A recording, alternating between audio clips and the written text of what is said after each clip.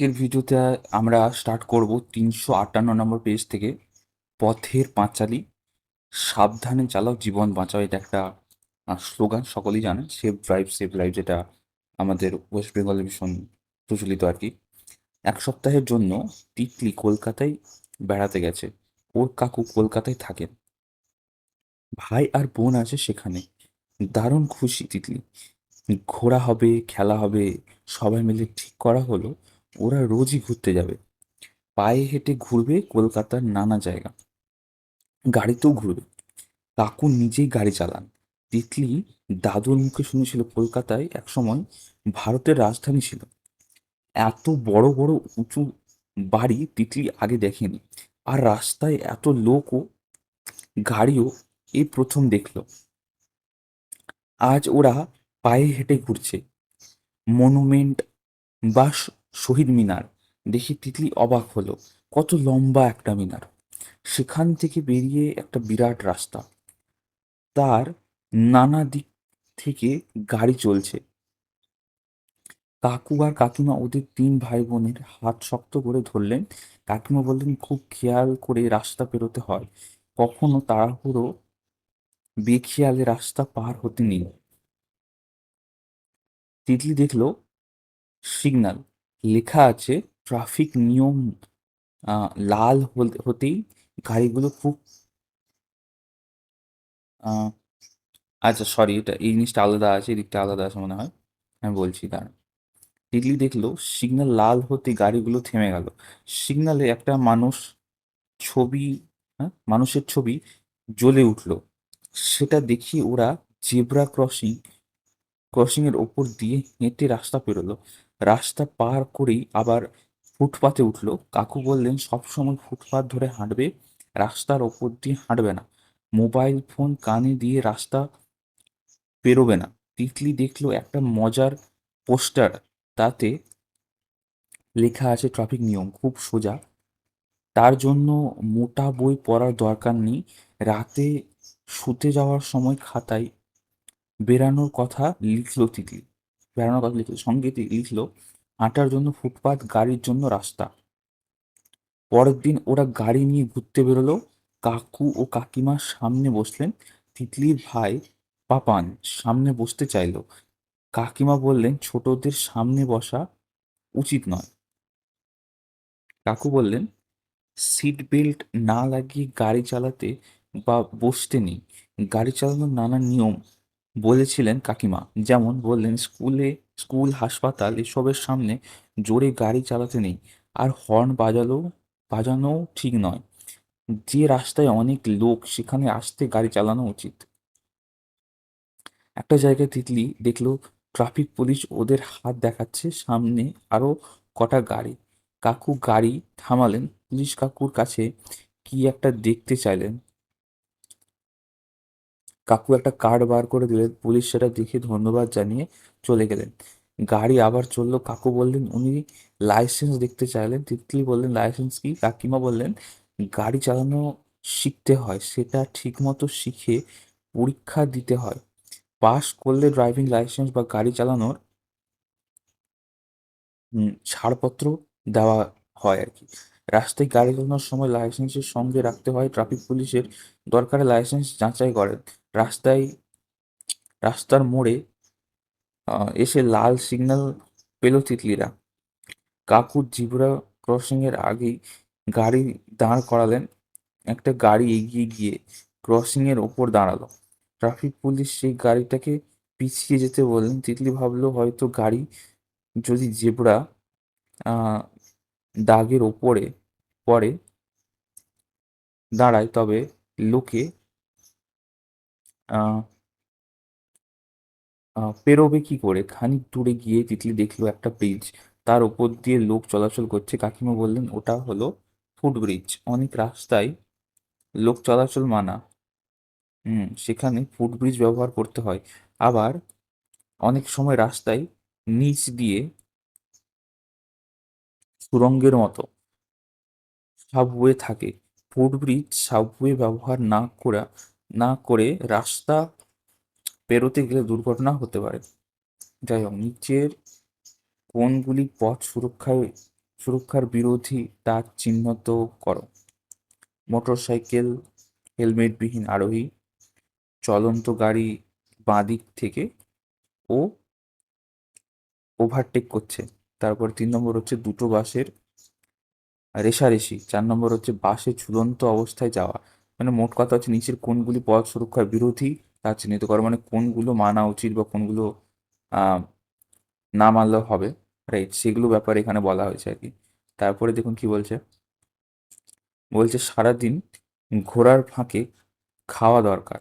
রাস্তার পাশে একটা জায়গায় ষাঁড় বেঁধে গাড়ি দাঁড়িয়ে, তার একপাশে আস্তে করে গাড়িটা রাখলেন কাকু। তিতলি দেখলো সেখানে লেখা আছে, এখানে গাড়ি রাখুন, ও বুঝলো যেখানে সেখানে গাড়ি রাখা উচিত নয়। একটা বিরাট মাঠে বসলো ওরা।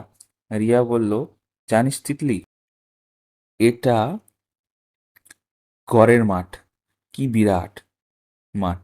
দেখি তিতলির ভালো লেগে গেল। কত গাছ! কলকাতায় গাছপালা কম। তিতলি একবার পাপান আর রিয়াকে বলেও ছিল সেটা। গাড়ির ঘরের মাঠে ঘোড়া দেখে খুব খুশি তিতলি। এখানে ধোঁয়াগুলো নেই, হাওয়া আর ঘাসের গন্ধ। কাকিমা বললেন, গাড়ির ধোঁয়াগুলো শহরের মানুষের জন্য খুব ক্ষতিকর। কাকু বললেন, তাই নিয়মিত গাড়ির ইঞ্জিন পরিষ্কার করা দরকার। তাছাড়া চাকা, ব্রেক, আলো সব পরীক্ষা করে তবেই গাড়ি চালানো উচিত। খেতে খেতে ঠিক হলো এবারে কাকিমা গাড়ি চালাবেন। রিয়া বলল, জানিস তিতলি, মায়েরও ড্রাইভিং লাইসেন্স আছে। কাকু বললেন, একটানা গাড়ি চালানো ঠিক নয়, তাতে ক্লান্তি আসে, ঘুম পায়, হাত পা ঠিক মতো চলে না, তখন সিগন্যাল খেয়াল করা মুশকিল হয়, এতে দুর্ঘটনা ঘটে। শরীরে বা মনে উত্তেজনা বা অস্থিরতা নিয়ে গাড়ি চালানো ঠিক নয়। খাওয়া শেষ করে আবার গাড়িতে উঠলো সবাই। ঘরের মাঠ পার করেই বৃষ্টি শুরু হলো। সকাল থেকেই একটু মেঘলা ছিল। তখনই কাকু বললেন, মেঘলা দিনে বা আলো কম থাকলে গাড়ি আস্তে চালাতে হয়। শীতের দিনে কুয়াশা থাকলেও তাই। বৃষ্টি বাড়তেই কাকিমা গাড়ির গতি কমিয়ে দিলেন। কাকু বললেন, ভিজে রাস্তায় চাকা পিছলে যায়, ঠিক মতো ব্রেক ধরে না, তাই ভিজে পথে সবসময় আস্তে গাড়ি চালাতে হয়। এটা বলতে বলতেই তিতলি দেখলো সামনে একটা বিরাট গির্জা। পাপান বলল, এটা সেন্ট পলস ক্যাথিড্রাল। তিতলি জানে, ছোট গির্জাকে বলে চার্চ আর বড় গির্জাকে বলে ক্যাথিড্রাল। রিয়া বলল, জানিস, এটা একবার ভূমিকম্পে নষ্ট হয়ে গিয়েছিল।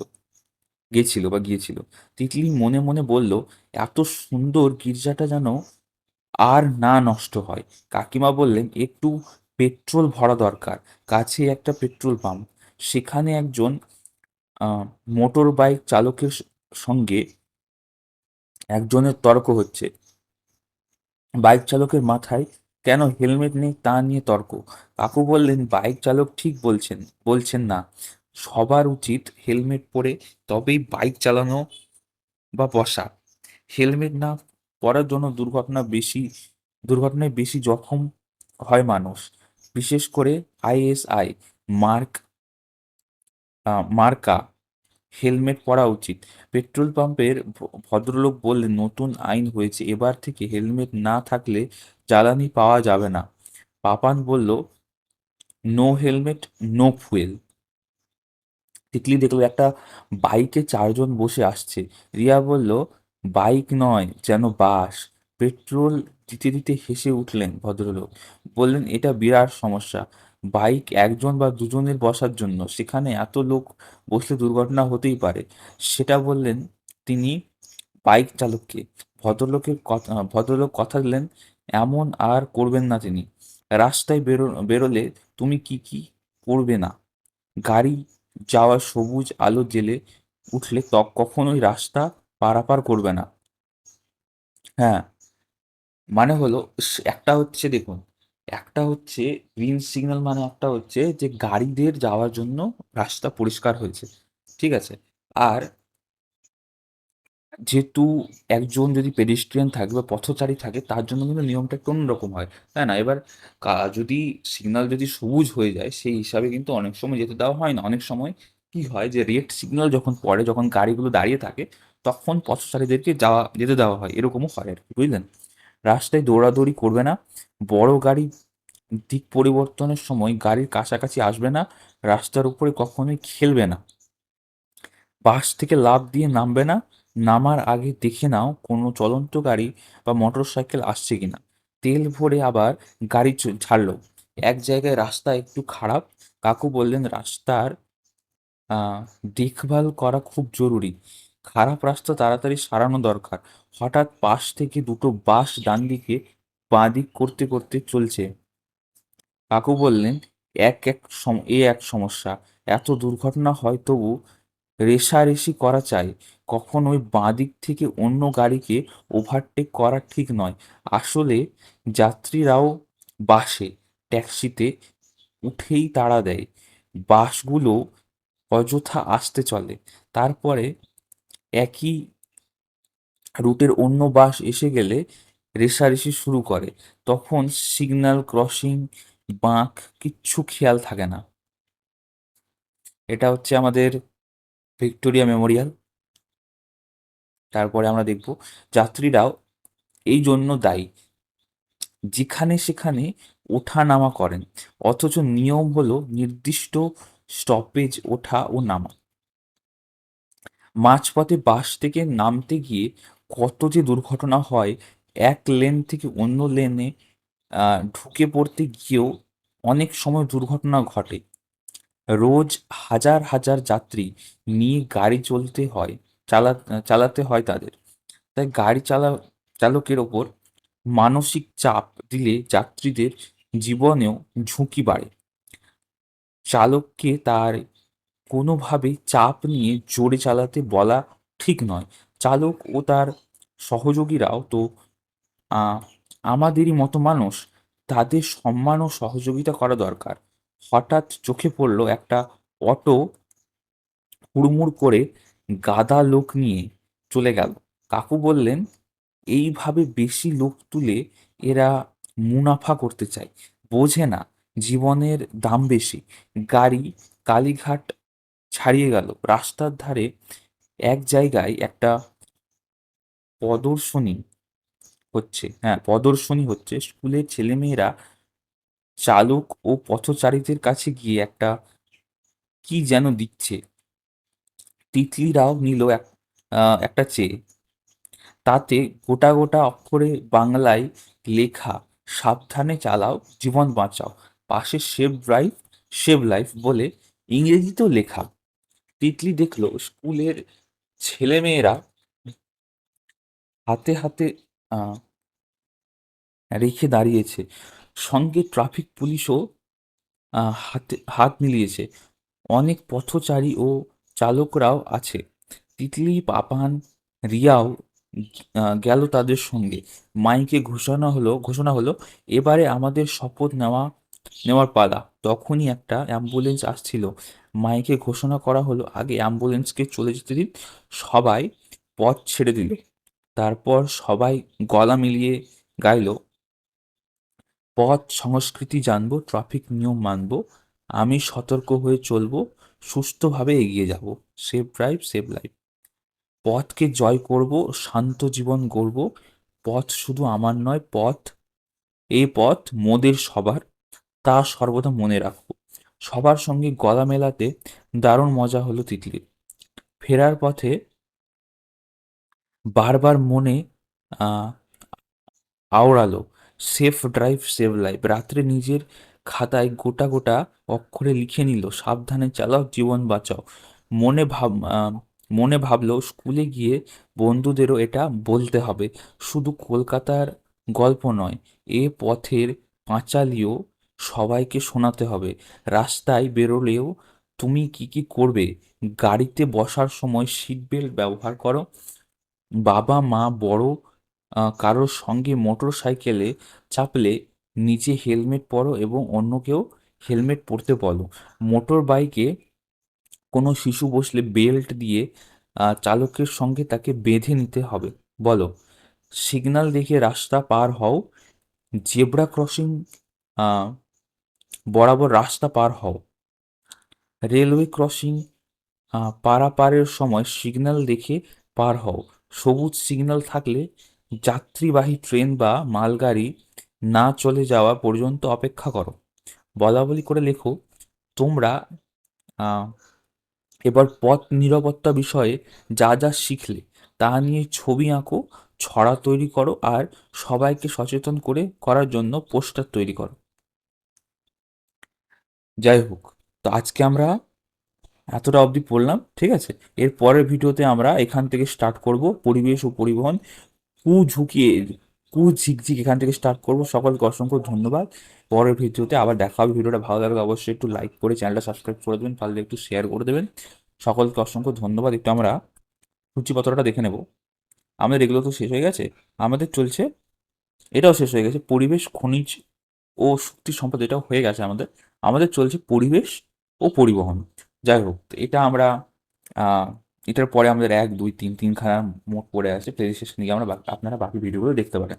সকলকে অসংখ্য ধন্যবাদ। All the best.